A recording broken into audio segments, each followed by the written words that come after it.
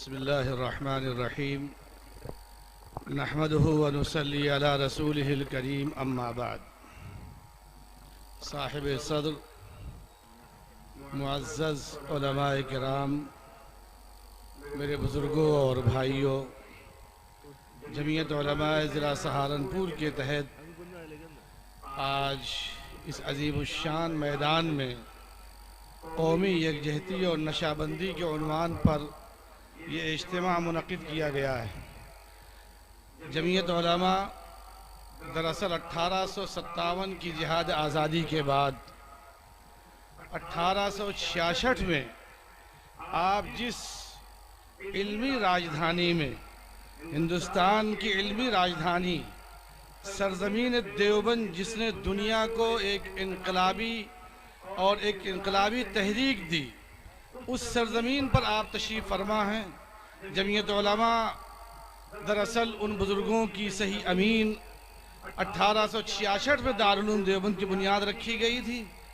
एक तालिब इल्म जो अपने चंद साथियों के साथ पहले पढ़ने के लिए आए थे, जिनका नाम था महमूद, बाद में पढ़ाने लगे। दुनिया ने उनको शेखुल हिंद का खिताब दिया, रेशमी रुमाल की तहरीक चलाई और अपने शागिर्दों के साथ 1916 से 1919 तक माल्टा की जेल में रहे। हिंदुस्तान की आज़ादी का बिगुल सारी दुनिया में बजा और आज़ाद हुकूमत काबुल में कायम की गई और आज़ाद हुकूमत काबुल में राजा महेंद्र प्रताप सिंह को सदर बनाया गया। जब 1920 में हज़रत शेखुल हिंद रहमतुल्लाह अलैह माल्टा से रिहाई के बाद जब बम्बई की साहिल पर उतरते हैं तो बहुत से लोगों ने जहां इस्तकबाल किया था, गांधी जी भी मौजूद थे। शेखुल हिंद हज़रत मौलाना महमूद हसन साहब, जिनको दुनिया ने शेखुल हिंद के खिताब दिया था, इस्तकबाल करने वालों में वो भी थे। और फिर हज़रत शेखुल हिंद रहमतुल्लाह अलैह की तहरीक और तजवीज़ पर हिंदुस्तान की आज़ादी के लिए उनको रहनुमा बनाया गया।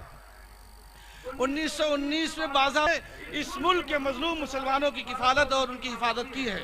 इसी तरह से मुल्क में किसी भी तरह के हालात आए, ख्वाह वो कहीं से भी चले हों, जमीयत उलमा ने हुकूमतों की आंखों में आंखें डाल करके बात की है।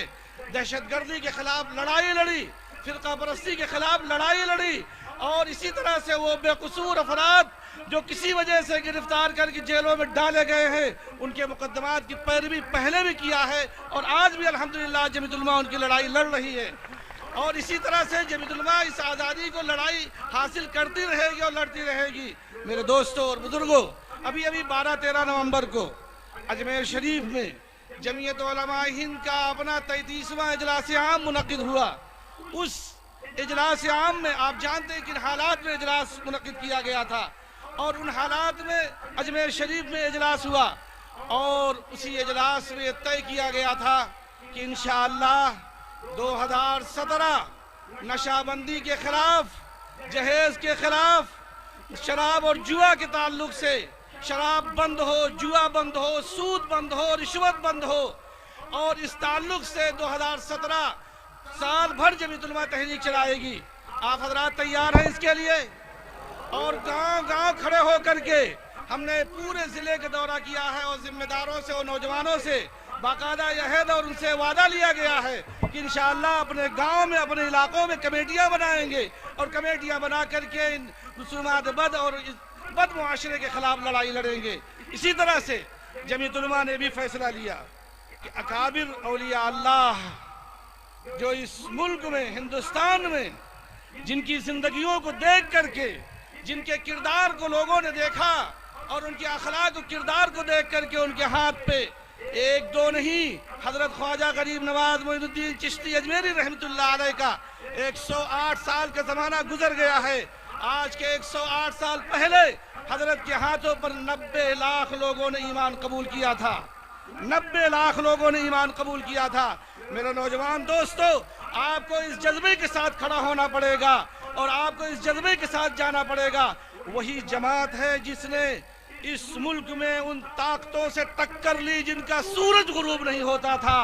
आज ये मुट्ठी भर फिरका परस्त लोग हमें गुलाम बनाएंगे, कभी नहीं हो सकता। इंशाअल्लाह जमीयत उलमा अपने अकाबिर और असलाफ के उस मिशन के तहत आगे बढ़ रही है और जनाब रसूलुल्लाह सल्लल्लाहु अलैहि वसल्लम का वो झंडा जो बदर और उहद में और फतेह मक्का के मौके पर इस्तेमाल किया था। अकाबिर उस झंडे को लेकर चल रहे हैं और इंशाअल्लाह सुगरनज़ीम की इस मुल्क में कामयाबी और फतेह होगी। बहुत ही खूबसूरत बड़ा प्यारा मुल्क है, बहुत सारी खूबियाँ और खुसूसियात इस मुल्क को मैसर हैं। हम अपने अखलाक किरदार के ज़रिए से बिरादरान वतन के दिल को जीतने की कोशिश करें। वक्त चूँकि बहुत तंग है और बड़ी अहम अहम शख्सियात आपके बीच में हैं। कायद जमीयत हज़रत मौलाना सैयद महमूद मदनी साहब, जिनका ये ख्वाब है कि मिल्लत इस्लामिया को सरबलंदी हासिल हो और इस मुल्क को वो बावकार और वो बावकार उसे शोहरत हासिल हो। इसी तरह से इस मुल्क में फ़िरक़ा परस्ती के ख़िलाफ़ मज़लूमों की लड़ाई लड़ने वाले हमारे आचार्य प्रमोद कृष्णम जी यहाँ आए हुए हैं, हम उनकी बातों को सुनेंगे। आखिरी गुजारिश, मुल्क में जमीयत उलमा ने हिंदुस्तान में इस वक्त भी दहशतगर्दी के इल्ज़ाम में जो बेकसूर नौजवान जेलों में बंद हैं उनके लिए लड़ाई लड़ रही। आज भी 182 ऐसे केस हैं जिनको जमीयत उलमा लड़ रही।